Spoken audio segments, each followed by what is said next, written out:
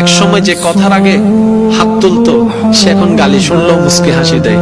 তো বন্ধুর একদিন তাকে জিজ্ঞেস করে, কিরে নেতা, তুই না কথা বলার আগে হাত তুলতি? তখন সে বলে, পাগল ছিলাম তখন তুলেছি, বুঝতে পেরেছি ওই জগতে কিছু নাই, আল্লাহর প্রেমের ধৈর্যের জগতে অনেক বড় নিয়ামত আছে। এত বড় বড় সফল ব্যক্তি যদি ছোটবেলায় লাথি খাইতে পারে, আপনি পারবেন না কেন? আর সবার কথা বাদ দেন, ও নবী, আপনি শুধু একবার বলতেন জিবরাইল উল্টাই দিত, আপনি বললেন না কেন? নবী রাহমাতুল লিল আলামিন বলে, পাওয়ার থাকার পরও যে পাওয়ার দেখায় না সে তো সত্যিকার পাওয়ারফুল ব্যক্তি। সুবহানাল্লাহ। যার হাতে কিছু নাইতে হবে দেখ, চিনস না এখন এই আর নাম জানোস না, আর বা ফোন চিনস না, জাতুন নাইতে হবে। আর যার থেকে আছে, যার থেকে পাওয়ার আছে সে কি চুপ।